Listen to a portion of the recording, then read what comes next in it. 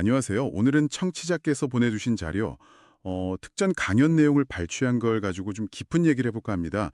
이게 보니까 요양원에 다녀오신 뒤에 몸이 좀 안 좋으셨던 그런 개인적인 경험에서 출발하는데요. 거기서부터 요양원이라는 공간의 의미, 심지어 인류 역사를 보는 아주 독특한 관점까지 담겨 있더라고요. 네, 그래서 오늘 저희 목표는 이 자료 속 주장들, 그 핵심을 좀 명확하게 같이 파악해보고요. 그 안에 담긴 어떤 메시지랄까 그런 걸 한번 찾아보는 겁니다. 이 자료가 그리는 큰 그림을 한번 이해해보죠. 자, 그럼 한번 들어가 볼까요? 첫 부분은 바로 그 청취자분 경험하고 연결되네요. 자료에서 요양원 다녀오면 아플 수 있다. 이렇게 얘기를 하는데 그 이유가 요양원의 기운 때문이다. 이런 식으로 언급을 해요. 이게 그냥 뭐 분위기가 안 좋다. 이걸 넘어서는 것 같은데요. 네, 이 자료는 좀 더 구체적으로 설명을 하죠. 아무래도 요양원은 기력이 좀 약하신 어르신들이 많이 계시잖아요. 그러다 보니까 그분들과 관련된 영혼들, 여기서는 귀신이라고 좀 직접적으로 표현을 하는데요. 그런 존재들이 많이 모여 있을 수 있다, 이렇게 보는 거예요.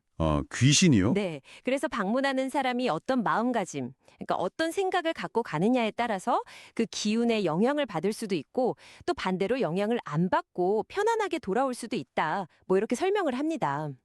그러니까요. 그 장소 자체가 무조건 나쁜 기운을 뿜어낸다기보다는 방문하는 사람의 상태랑 그 공간의 기운이 뭐랄까 상호작용을 한다는 거군요. 그래서 알고 바르게 가야 한다. 이 말을 강조하는 거고요. 무작정 피하지만 말고 어떤 곳인지 알고 좀 준비해서 가라. 이런 뜻이네요. 네, 맞습니다. 방문 자체를 뭐 문제 삼는다기보다는 그 공간의 특수성을 좀 이해하고 의식적으로 가야 한다. 이걸 강조하는 거죠. 모르고 가면 이제 영향을 받기 쉽다. 이런 논리인 것 같습니다. 네. 기운 얘기부터 벌써 흥미로운데 여기서 한 발 더 나아가서요. 이 자료가 요양원을 보는 시각을 완전히 뒤집는 것 같아요. 그냥 노인 돌봄 시설, 이게 아니라 어르신들이 생전에 못다한 마지막 공부를 하는 곳이다. 이렇게 주장을 해요. 심지어 할 일이 없는데도 살려놓은 건 공부를 시키려고 살려놓은 거다. 이런 표현까지 나와요. 와, 이건 정말 독특한데요? 맞아요. 그런데 지금의 요양원은 그런 공부 환경을 전혀 제공 못한다. 이렇게 또 강하게 비판을 합니다. 예를 들어서 어르신들이 평생 믿어오신 뭐 성경이나 불경 같은 거 가져오셔도 네네. 이 자료에서는 그건 진화기의 공부다. 즉, 옛날 시대 공부일 뿐이지 지금 필요한 공부는 아니다. 이렇게 딱 잘라 말하거든요. 진화기의 공부요. 그럼 지금 시대에 맞는 어르신들이 해야 할 그 진정한 공부라는 건 뭘로 제시하나요, 이 자료는? 바로 이 강연자 본인의 가르침요. 그걸 정법이라고 하는데요. 이 정법이야말로 지금 이 시대 어르신들이 마지막으로 꼭 해야 될 공부다. 이렇게 주장하는 거죠. 아, 정법이요? 네. 그러니까 요약하면 요양원은 원래 마지막 공부회장이 되어야 하는데 현실은 아니고 그 대안이 바로 정법이다. 이런 구조예요. 그렇군요.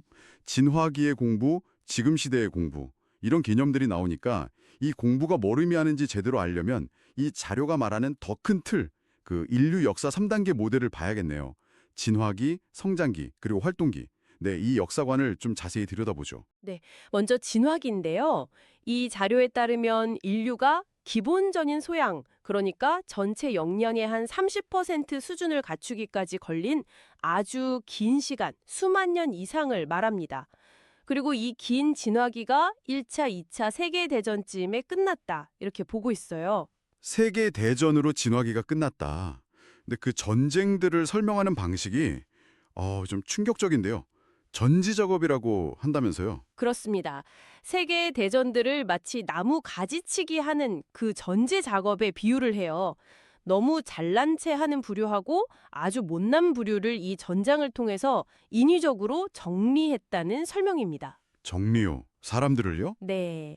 그리고 그 결과로 어중간한 수준의 사람들 30억 명, 이게 인류 진화율 30%를 상징한다고 하고요.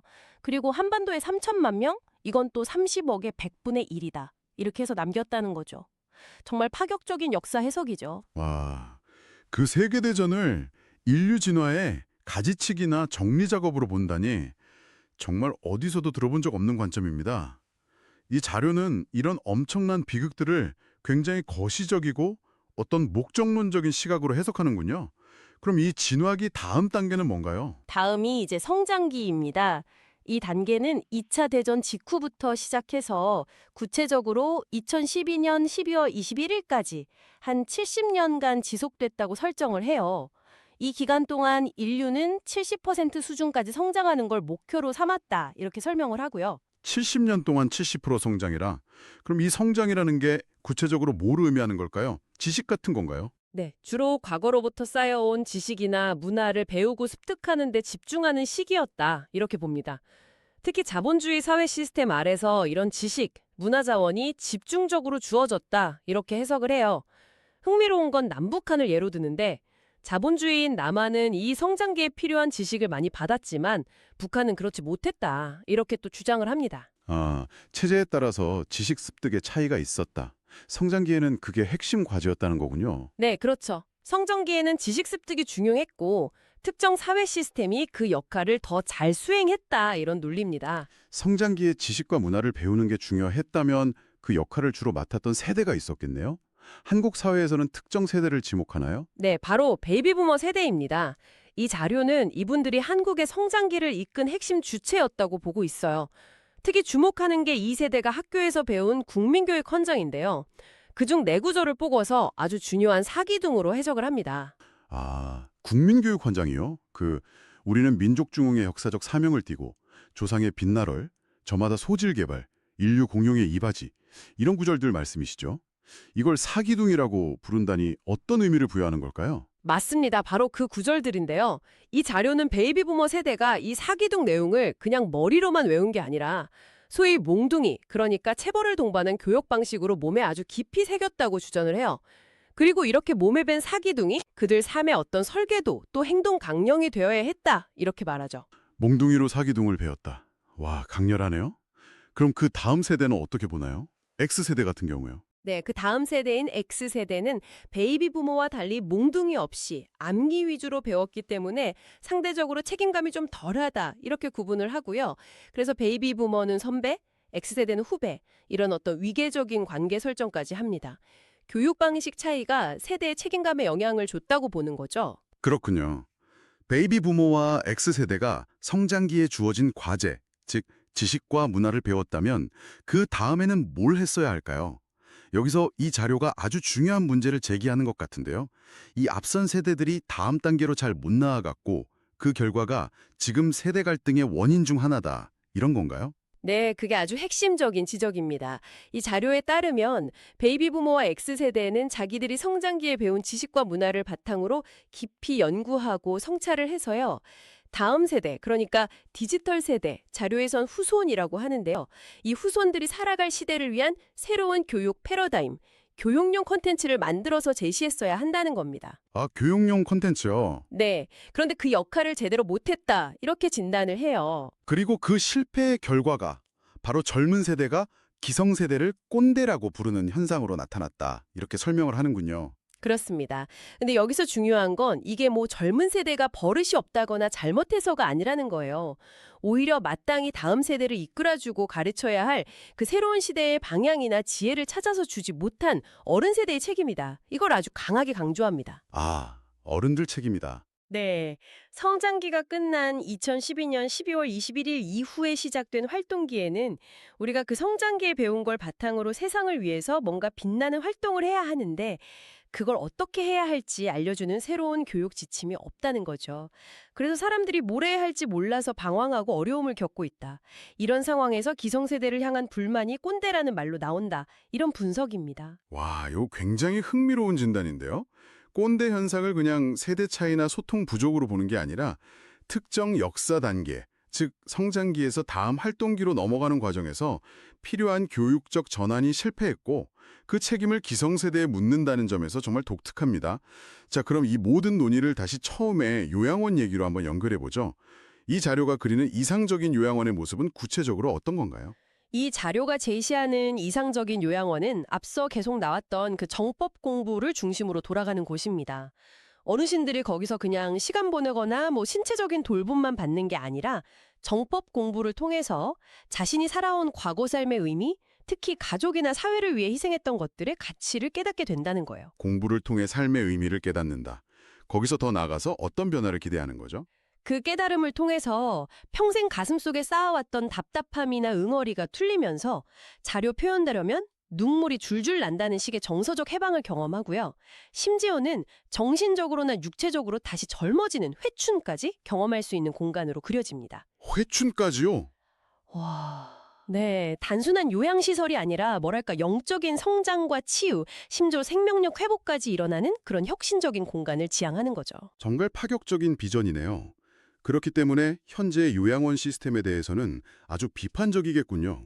현대판 고려장이라고까지 한다면서요. 네, 맞습니다. 현재 대부분의 요양원을 현대판 고려장이라고 부르면서 아주 강하게 비판하고요. 그러면서 요양보호사의 역할도 완전히 새롭게 정의를 내립니다. 그냥 어르신들 식사 돕고 용변 처리 돕는 이런 신체 수발을 넘어서서 자신이 먼저 공부한 정법 내용을 담당 어르신들하고 적극적으로 나눠야 한다, 이렇게 주장을 해요. 네, 정법을 나눠야 한다고요? 요양보호사가요? 네, 예를 들면 뭐 다른 사람한테 방해 안 되게 이어폰 같은 걸로 조심스럽게 같이 듣는 식으로라도 실천해야 한다, 이런 식으로까지 얘기합니다. 아니, 그건 요양보호사의 직업적인 책무를 넘어서는 요구 같은데요? 그렇죠. 근데 이 자료는 더 나아가서 요양보호사가 그 일을 하게 된 게 그냥 우연이나 직업 선택이 아니라고 설명을 해요. 담당하는 어르신하고 영적인 주파수가 맞아서 그 역할을 맡게 된 어떤 필연적인 관계라는 겁니다. 주파수가 맞아서요? 네, 만약에 요양보호사가 이 정법 공부와 나눔이라는 주어진 임무를 제대로 안 하면 결국 자신도 나중에 요양원 신세대를 지게 될 운명이다. 뭐 줄 세워놓은 거다, 대기 순서 받은 거다, 이런 식으로 경고까지 합니다. 와, 그러니까 요양보호사라는 역할 자체가 그분들에게 주어진 어떤 영적인 시험이자 공부의 기회다, 이런 시각이네요. 실패하면 본인도 같은 처지가 될 수 있다는 경고까지 하면서요. 요양원, 어르신, 요양보호사 모두에게 이 정법 공부가 핵심 열쇠이자 해결책으로 제시되는군요. 네, 그렇습니다. 이 자료가 펼치는 논리의 흐름을 보면 요양원 방문 후 느꼈던 불편함이라는 개인적 경험에서 시작해서 인류 역사의 거대한 단계 구분, 세대 간 역할과 책임 문제, 그리고 노년기의 진정한 의미와 요양원의 바람직한 역할까지 모든 것이 결국 정법이라는 특정 가르침의 필요성과 중요성으로 이렇게 수렴되는 구조죠. 네, 오늘 저희가 함께 들여다본 이 자료는 정말 독특한 세계관을 보여줬습니다. 요양원이라는 구체적인 공간과 경험에 영적인 기운, 마지막 공부의 장소 같은 특별한 의미를 부여했고요. 인류 역사를 진화, 성장, 활동이라는 3단계 틀로 재해석하면서 그 안에서 한국 사회의 세대론과 교육 문제를 아주 날카롭게 진단했습니다. 그리고 이 모든 문제의 해답으로 특정 가르침, 정법을 일관되게 제시했죠. 자, 그렇다면 이 모든 이야기가 우리 청취자분께 궁극적으로 어떤 생각거리를 던져줄 수 있을까요? 이 자료의 관점에서 본다면 노년기는 그냥 생물학적으로 쇠락하는 과정이 아니라 정법이라는 특별한 공부를 통해서 지나온 삶 전체의 의미를 비로소 깨닫고 완성하면서 다음 시대를 준비하는 아주 중요하고 능동적인 영적 성장의 단계로 제정이 될 수 있다는 거겠죠. 지금 우리가 보는 요양원의 여러 문제들도 단순히 뭐 복지 시스템이 부족하다거나 돈이 부족해서가 아니라 이런 시대적 과업, 즉 노년기에 필요한 진정한 공부가 없기 때문에 생기는 근본적인 문제다, 이렇게 진단하는 거고요. 네, 그렇군요. 여기서 한 걸음 더 나아가서 우리 스스로에게 이런 질문을 던져볼 수 있을 것 같아요. 만약 이 자료의 주장처럼 각 시대마다 그 시대에 맞는 고유한 공부나 역할이 정말 있다면 지금 우리가 살고 있는 이 활동기라는 시대에 우리 각자가 진정으로 추구해야 할 가치와 활동은 과연 뭘까? 그리고 만약 이 자료의 진단처럼 그 활동을 제대로 이끌어줄 교육이나 사회적 지침이 부족하다면 개인으로서 우리는 어떻게 스스로 방향을 찾고 의미 있는 활동을 만들어가야 할까? 어쩌면 이건 요양원이라는 특정 공간의 문제를 넘어서서 좀 불확실한 시대를 살아가는 우리 모두가 각자의 삶에서 마주하고 좀 성찰해 봐야 할 근본적인 질문일지도 모르겠습니다.